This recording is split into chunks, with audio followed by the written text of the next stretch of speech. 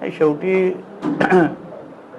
पालकमंत्री असलो तरी या जिल्ह्याचा सेवक म्हणून या जिल्ह्याच्या लोकांच्या अडीअडचणी दूर करणं हे माझं मूळ कर्तव्य आहे आणि म्हणून लोकांशी जास्तीत जास्त संवाद करणं, त्यांची गाठीभेटी घेणं आणि त्यांचे प्रश्न लवकरात लवकर सोडवणं हे माझं कर्तव्य आहे आणि म्हणून आम्ही हे पालकमंत्री कक्ष सुरू केला होता आणि त्याप्रमाणे आज ह्या पालकमंत्री कक्षामध्ये बसून माझ्या जनतेची जे काही अडीअडचणी आहेत, निवेदनं आहेत ते सोडवण्याच्या दृष्टिकोनातून आज आम्ही हा संवादाची बैठक इथे आयोजित केली होती।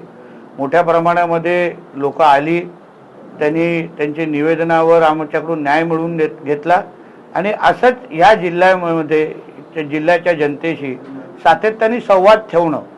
आता माझ्याबरोबर माझे आमचे जिल्हा परिषद अध्यक्ष पण आहे, जिल्हा बँकेचे अध्यक्ष आहे, उपाध्यक्ष आणि अन्य लोकप्रतिनिधी पण इथे आहेत आणि म्हणून जनतेचे सेवक म्हणून आम्ही जेवढे जास्त जनतेच्या जवळ जाऊ, जनतेला थांबून ठेवण्यापेक्षा जनतेचे प्रश्न लवकर सोडवणं हे आमचं काम आहे, कर्तव्य आहे आणि तेच आम्ही करण्यासाठी आज इथे जमलेलो आहे। अनधिकृत व्यवसायावरती आपण धडक कारवाई करताय, मात्र आता जर बघितलं तर कालावल खाडीमध्ये मोठ्या प्रमाणात वाळू उपसा होत आहे, या ठिकाणी तहसीलचे ग्रामस्थ आंदोलन करतायत उतरून। कालच त्या संदर्भात आमदार निलेश राणेजी असतील, मी स्वतः असेल, आम्ही सगळे शासकीय यंत्रणेच्या संपर्कात आहोत, महसूल यंत्रणेच्या संपर्कात आहोत। अनधिकृत अशा पद्धतीचा कोणी वाळू उपसा करत असेल तर आम्ही जिल्हा प्रशासन म्हणून आम्ही सहन करणार नाही, म्हणून त्या पद्धतीचे निर्देश आणि आदेश संबंधित अधिकाऱ्यांना दिलेले आहेत आणि म्हणून या सगळ्यावर करडी नजर आमच्या लोकांची आहे, म्हणून जनतेने निश्चिंत राहावं।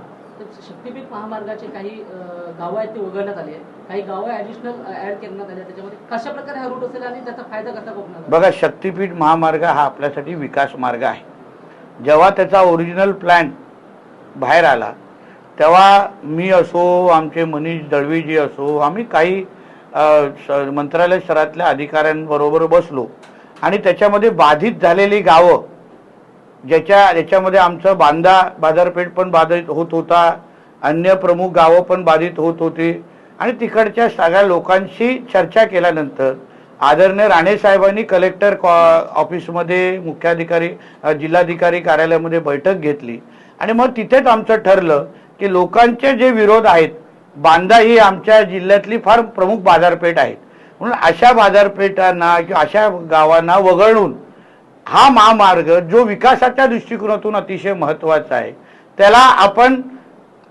पहिला जो प्लॅन होता त्याचा जास्त फायदा गोवाकडे होत होता, कारण तो रस्ता निघतच होता डायरेक्ट गोव्यामध्ये। आपण सुचवलं की बाबा महामार्ग करतच असाल तर तुम्ही जिल्ह्याला त्याचा फायदा कसा होईल या दृष्टिकोनातून आपण पहा। त्याप्रमाणे 0 पॉइंट आणि मळगाव या दोन्ही पॉइंट आम्ही सुचवलेले आहेत। त्याप्रमाणे MSRD संबंधित खातं याबद्दल अभ्यास करतायत। मी एक जिल्ह्याचा पालकमंत्री म्हणून आदरणीय मुख्यमंत्र्यांचे सल्लामसलत करल्यानंतर मी जिल्ह्याच्या आणि त्या भागाच्या लोकांना विश्वास देतो, सगळ्यांना विश्वासात घेऊनच हा विकास मार्ग पूर्ण करण्यात येईल, शक्तीपीठ मार्ग पूर्ण करण्यात येईल। शेवटी आम्ही महामार्ग का बनवतो? इथे रोजगार निर्मिती झाली पाहिजे, इथे उद्योग आले पाहिजे। आज शक्तीपीठमुळे मोठ्या प्रमाणामध्ये उद्योग आणि व्यवसाय आमच्या जिल्ह्यामध्ये येऊ शकतात। प्रत्येकाच्या त्याच्यामध्ये प्रश्न असू शकतो, काही लोकांचा विरोधी असणार, कारण का शेवटी कुठलाही प्रकल्प आला तर त्याला 100% लोकांचा पाठिंबा कधी कधी भेटत नाही, पण शासनचे प्रतिनिधी म्हणून आम्ही जनतेशी संवाद करायला तयार आहोत। जनतेने कुठल्याही अफवांवर विश्वास ठेवू नये अशी विनंती मी जिल्ह्याचा पालकमंत्री म्हणून करेन। माझं कार्यालय तुमच्यासाठी 24 तास उघडं आहे। कुठेही त्यांची जी काही संघर्ष समिती असो, काही त्यांच्या लोकांमध्ये त्या भागातल्या लोकांच्या मनात काही प्रश्न असो, हक्काने माझ्याकडे यावं। मी त्यांना बसून 1 तास 2 तास पुरा दिवस त्यांना समजून देण्यासाठी तयार आहे। जेव्हा पण फायनल प्लॅन तयार होण्याच्या अगोदर, परत सांगतो, फायनल प्लॅन तयार करण्याच्या अगोदर ह्या बाबतीमध्ये त्या भागातल्या लोकांशी बोलण्यात येईल, प्रेझेंटेशन दिलं जाईल खासदार साहेब असो, आमदार जी साहेब असो, सरपंच असो, सगळ्या लोकांना एकत्र बसून असा असा प्लॅन येतोय हा दाखवण्यात येईल.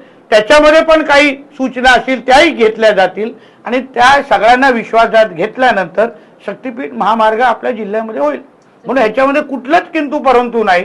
कोणीही काही छापत असेल, जोपर्यंत संबंधित शासकीय खातं अधिकृत त्या बाबतीची सूचना काढत नाही, नोटिफिकेशन काढत नाही, अधिकृत शासकीय पत्र जोपर्यंत तुमच्या हातात येत नाही, कुठल्याही अफवांवर विश्वास ठेवू नये. अंजली देवाने यांनी एक आरोप केलाय की एकनाथ शिंदे यांनी 17 तर चाकणकरांचे 177 कॉल हे खरातला गेले होते. त्याच्यावर शिंदे गटाकडून मागणी करण्यात आली आहे की यांना डिटेल्स कोणी दिले आहे, कॉल डिटेल्स, अंजली देवाने त्यांना अटक करण्याची मागणी देखील. बघा, एक लक्षात घ्या, ती केस आता पोलीस चौकशी करते. आदरणीय मुख्यमंत्र्यांनी SIT पण नेमलेली आहे. चौकशी सुरू होत असताना पोलीस प्रत्येक बारकाईचा अभ्यास करतायत. शेवटी ती केस का महत्वाची आहे, कारण की असंख्य माता भगिनीच्या भविष्याशी निगडीत असलेली ती केस आहे खराची.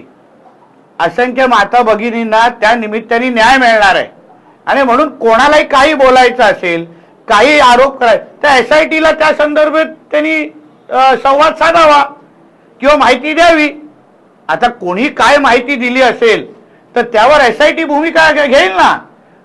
राज्य सरकारने स्थापन केलेली SIT आहे आणि म्हणून कोणी काय आरोप केले असतील, काही नवीन माहिती दिली असेल तर SIT त्याच्या बाबतीमध्ये चौकशी करेल.